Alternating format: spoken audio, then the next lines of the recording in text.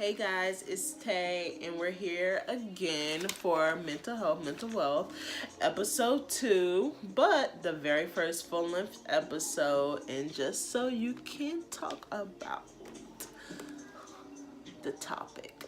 Ooh, look at this. Girl, you gotta be, y'all, you gotta be gentle with this thing. It's very sensitive, but this is today's topic, trauma, more specifically childhood trauma, and I'm gonna be defining childhood trauma, suppressing, and being tough, and we're gonna show you the difference in them so you can kind of see exactly why they are always confused, especially within our childhood. So just to get started, and just before I even get started, I wrote them down because they were very lengthy, and I wanted you to also know where I define childhood trauma from. So, childhood trauma defined by the National Institute of Mental Health as the experience of an event by a child that is emotionally painful or distressful, which often results in lasting mental and physical effects. Suppressing in psychology is defined as either you stopping yourself from thinking or feeling something. That's basically all it means in psychology anyways. But then there's being tough, and that's just being strong enough to withstand adverse conditions or just withstanding hard conditions. And so with that being said, let me just kind of give you questions that you can think about that will help you think about the topic. So, can you remember a time that, mom or dad ever told you to shut up or be quiet or, get over it, or, you got to be a big girl, so you got to get past this, or just a time where they told you to mull it over but didn't even work through your feelings with you or anything like that. That's kind of what I'm talking about, suppressing. When you don't give a child the space to express themselves or to express how they're feeling after a traumatic event, they are often left to just suppress their feelings and to bottle things away. And the only reason why I think that happens with a lot of people is that we just get caught in these generational cycles of, hey, my mom told me to get over it, I'm fine. And it's like, are you really?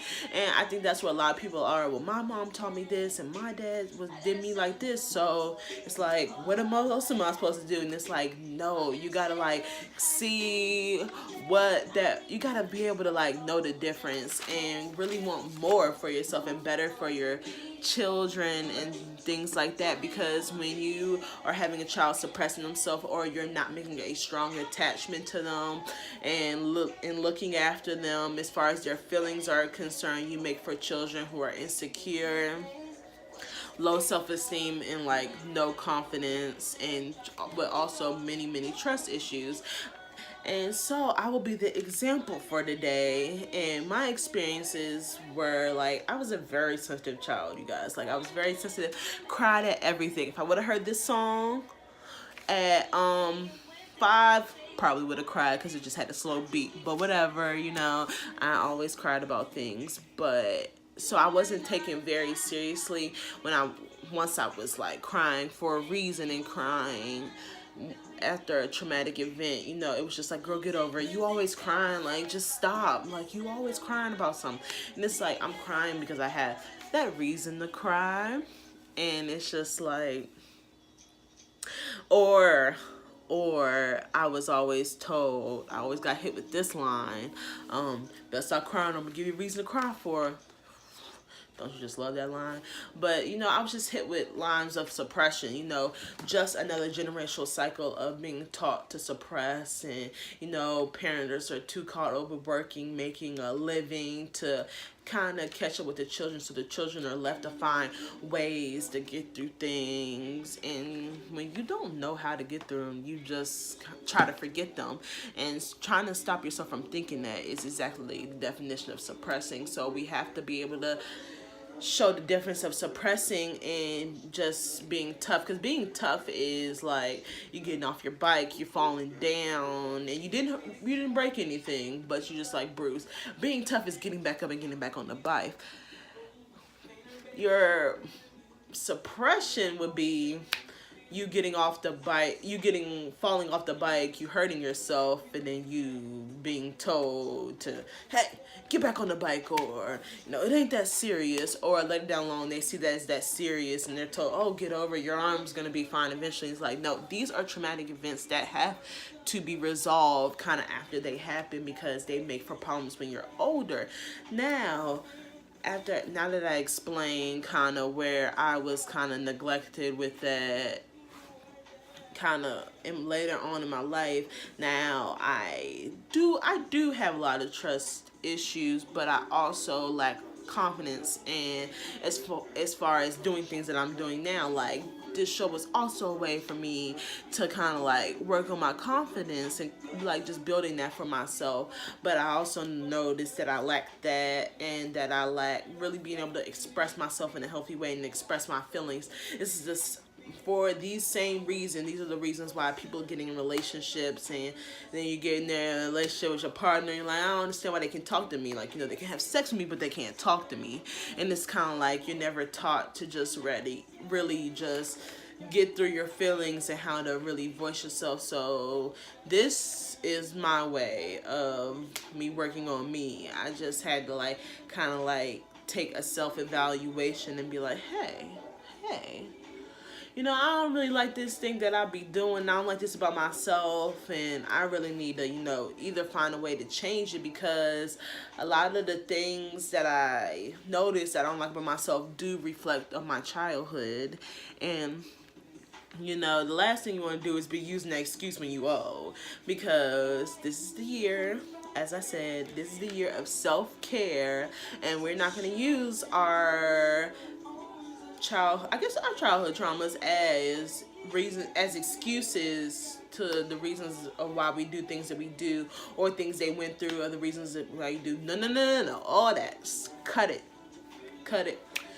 because it's time to really just be like, this is the same reason why I want to do better. For what I've been through, now I want to be this. Now I want to do this. That should make you want to like really go harder. But a lot of times you're just so stuck in a certain way that it takes something to get you out. But this is all one generational step at a time to be better, want better, get past those childhood traumas, look them in the face, and put some work into it. Now that I'm telling you that you should work through them, does not mean just because you work through them they will get easier. No. This is like working out. This is like having a job. Better with time. Things take time. You just don't go to the gym. Well, I know I do be that person that go to the gym and do one workout and be like looking at the mirror like, but no, this is not one of those things. Just like the gym, it takes time. It's a work in progress.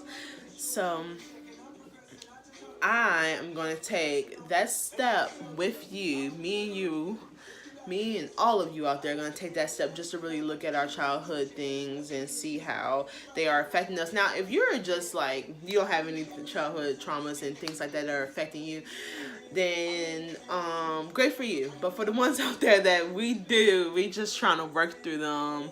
And one more thing that a lot of people get confused is that it has to be these harsh things that have happened. No. Little things, bickering within the house are traumatic events, because they're not the norm. And just because they happen ever so often does not make them normal, and does not mean they're okay. It just should be another time where you're working through it. That should be another chance for you to be working through. Sorry, y'all, I'm parched. Hold on. I get a little drinky drink, but it should be just another reason for you to want to work through it. And I know me, myself, I just want to be able to move throughout this year and the rest of my years on this beautiful planet, not feeling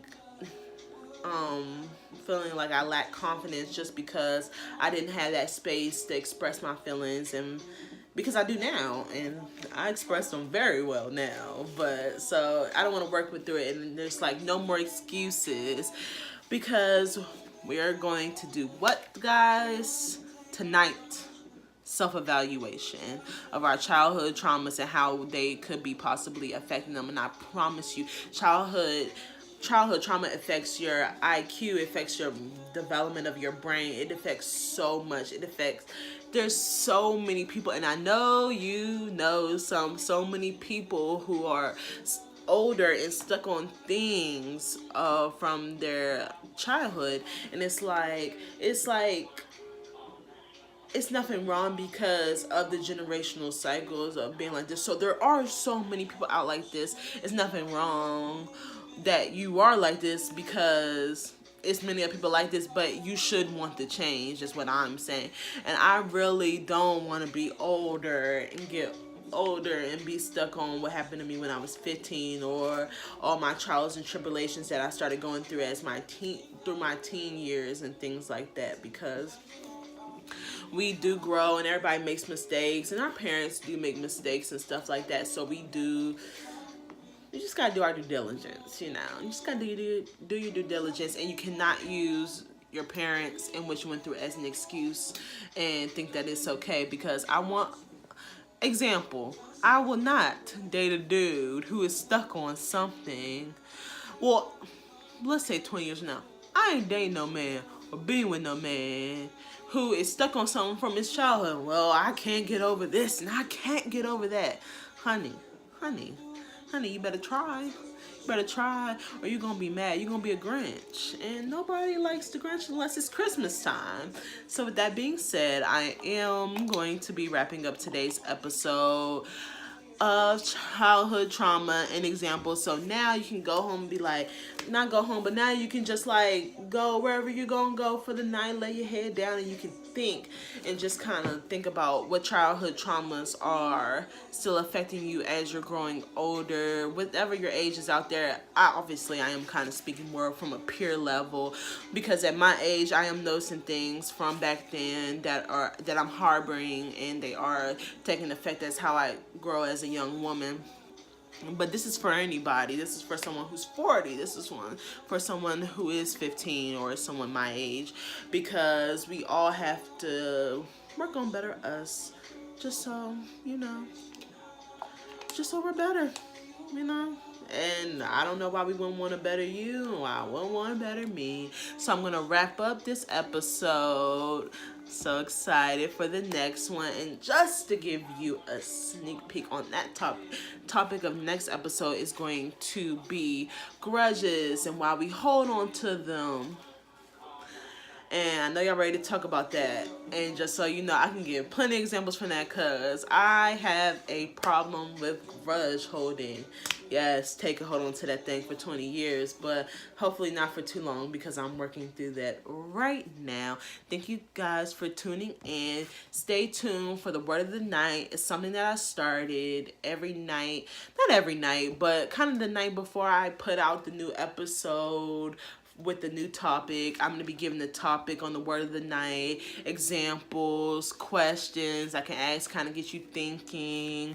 And I think the next one will be tomorrow. Oops, did I say that? I did. So stay tuned till tomorrow, word of the night. And then hopefully soon after that, it'll be episode number 3.